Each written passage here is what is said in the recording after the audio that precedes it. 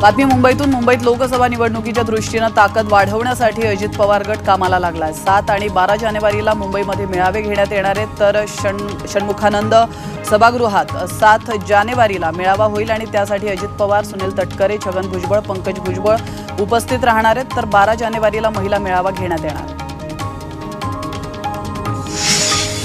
विरोधक निवडणुकीमध्ये एकत्र येतील अशी परिस्थिती वाटत नाही, मात्र एकत्र येणार नसतील तर आपण 48 जागा ताकदीने लढवू असं वक्तव्य प्रकाश आंबेडकरांनी केलंय। वंचित बहुजन आघाडी महाविकास आघाडीतून लढणार असल्याची चर्चा सुरू आहे, मात्र आंबेडकरांनी केलेल्या विधानामुळे स्वबळावर लढणार असल्याची चिन्ह दिसतात। हुकुमशाही बळकट होईल असा कुठलाही निर्णय आंबेडकर घेणार नाहीत अशी प्रतिक्रिया ठाकरे गटाचे खासदार संजय राऊतांनी दिली आहे, तर आंबेडकरांसोबत आघाडी व्हावी अशीच इच्छा असल्याचं मत विरोधी पक्षनेते विजय वडेट्टीवारांनी व्यक्त केलं। पुण्यातील भीमथडी जत्रेला शरद पवारांनी भेट दिली। यावेळी त्यांनी जत्रेत असलेल्या विविध स्टॉलचा आढावा देखील घेतलाय, त्याचप्रमाणे सहभागी झालेल्या महिलांशी बातचीत केली आहे। यावेळी सुप्रिया सुळे, रोहितही उपस्थित होते।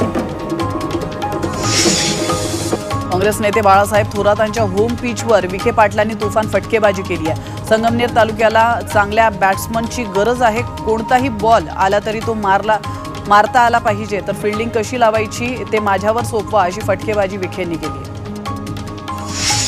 28 डिसेंबरला काँग्रेसचा स्थापना दिवस आहे। या स्थापना दिनी काँग्रेस नागपुरामध्ये शक्ती प्रदर्शन करणार आहे, तर नागपुरात महारॅलीचं आयोजन देखील करण्यात आलं असून 10 लाख उपस्थितीचं लक्ष्य आहे। यासाठी काँग्रेसच्या पदाधिकाऱ्यांनी आढावा बैठक घेतली आहे आणि या महारॅलीच्या निमित्ताने काँग्रेस लोकसभा निवडणुकीचं रणशिंग फुंकणार आहे। राज्यसभा खासदार धनंजय महाडिक आणि पालकमंत्री हसन मुश्रीफ यांनी बुलेटवरून रपेट मारली आहे, तर कोल्हापूर पोलीस दलामध्ये दाखल झालेल्या नव्या गाड्यांच्या हस्तांतरण सोहळ्यामध्ये हे दोघेही उपस्थित होते। यावेळी नव्या बुलेटवरून खासदार धनंजय महाडिक आणि पालकमंत्री हसन मुश्रीफ यांना रपेट मारण्याचा मोह आवरता आला नाही।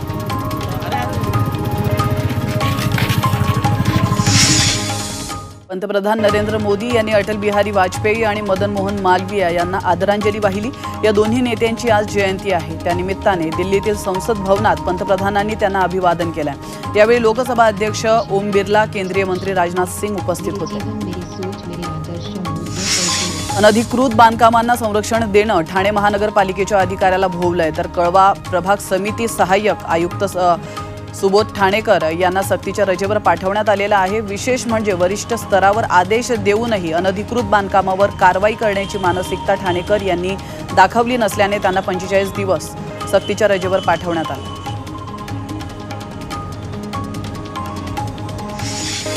तर देशात कोरोना रुग्णसंख्येत वाढ सुरूच आहे। गेल्या 24 तासात 628 नव्या कोरोना रुग्णांची नोंद झाली आहे, तर केरळमध्ये एकाचा कोरोनामुळे मृत्यू झाल्याचं कळतंय। राज्यात गेल्या 24 तासात 50 नवे रुग्ण आढळले आहेत, तर केरळमध्ये 128 आणि कर्नाटकमध्ये 73 नव्या कोरोना रुग्णांची नोंद करण्यात आली आहे। कोरोना रुग्णसंख्या वाढत असल्याने सरकारने काळजी घेण्याचं आवाहनही केलंय।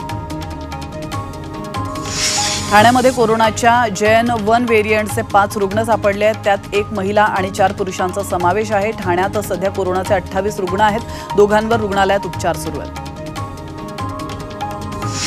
कळवा रुग्णालयातील रुग्णांच्या मृत्यू प्रकरणी 2 डॉक्टरांवर निलंबनाची कारवाई करण्यात आली आहे। डॉक्टर दीपा बंजन आणि डॉक्टर महेश मोरे अशी निलंबित करण्यात आलेल्या डॉक्टरांची नावं आहेत।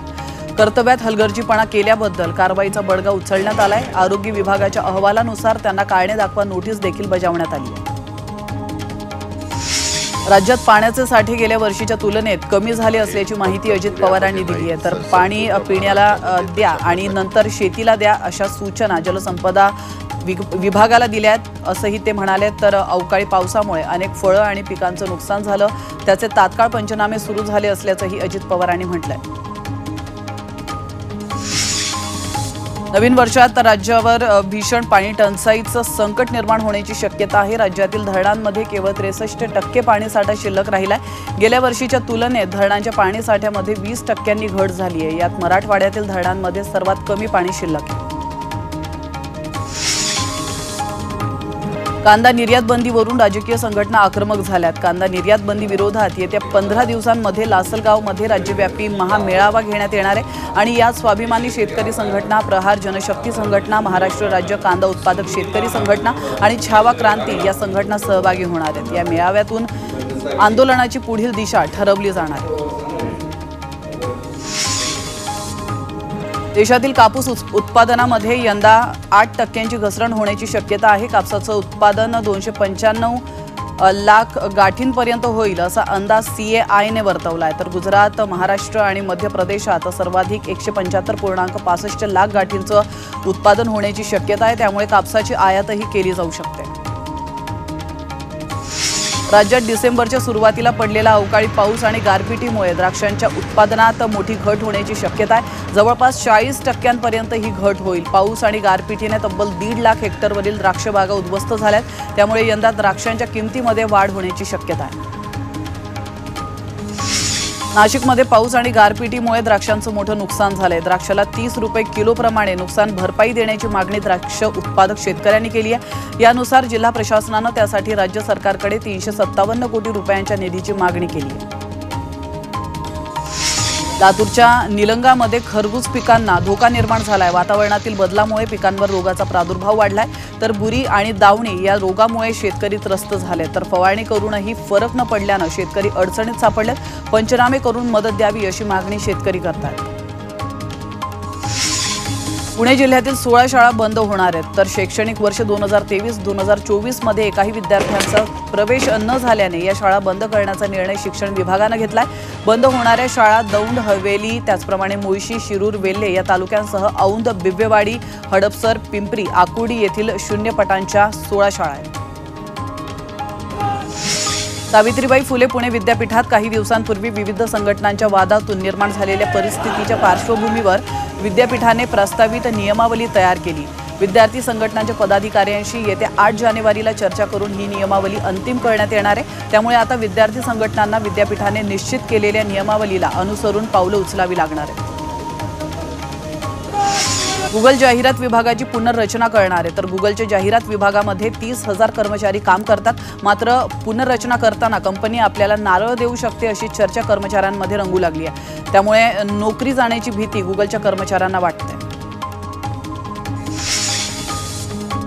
कोकण रेल्वेवर उद्या मेगा ब्लॉक घेतला जाणार आहे। तर कळमणी बुद्रुक त्याचप्रमाणे कामठे दरम्यान उद्या 2.5 तासांचा मेगा ब्लॉक असणार आहे आणि दुपारी 12:40 पासून तर 3:10 हा ब्लॉक घेण्यात येणार आहे। त्यामुळे या मार्गावरून धावणाऱ्या 2 गाड्यांच्या वेळापत्रकात बदल करण्यात आला आहे। दुरुस्ती आणि देखभालीच्या कामासाठी हा ब्लॉक घेण्यात येणार आहे।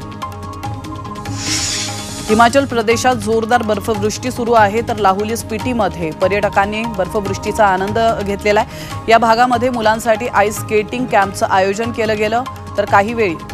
तर यावेळी मुलांनी आईस स्केटिंगचा आनंद लुटल्याचा आपण या दृश्यांच्या माध्यमातून पाहू शकतो।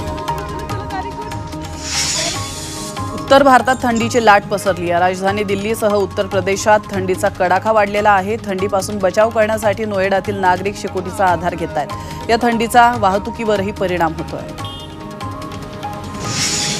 राज्यात थंडीचा पारा चांगलाच घसरलाय। विदर्भ, मराठवाड्यानंतर आता मुंबई, ठाण्यातही थंडी वाढली आहे। तर शहरात थंड वारे वाहत असून पारा 19 अंश सेल्सिअस पर्यंत घसरलाय।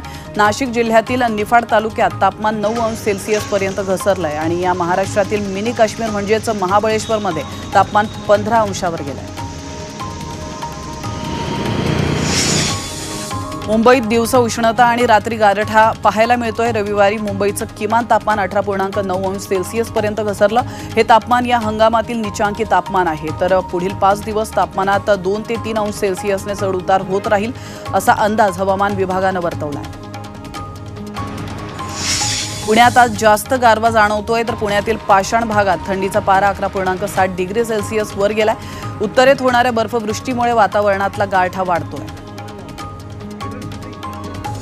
आता हिवाळ्यात दाट धुकं असलं तरी रेल्वे गाड्यांना उशीर होणार नाही, कारण मध्य रेल्वेने धुक्याची अडचण दूर करण्यासाठी धुकं सुरक्षा यंत्रणा बसवली आहे। मुंबई, पुणे, भुसावळ, नागपूर त्याचप्रमाणे सोलापूर विभागांसाठी मिळून एकूण 500 धुकं सुरक्षा यंत्रांची खरेदी करण्यात आली आहे। मुंबईच्या हवेत पुन्हा घसरण झाली आहे। तर एअर क्वालिटी इंडेक्स 150 ते 200 वर पोहोचलाय। वांद्रे, कुर्ला कॉम्प्लेक्स, वारली, माझगाव, चेंबूर, अंधेरी या ठिकाणी धुरकट वातावरण पाहायला मिळत आहे।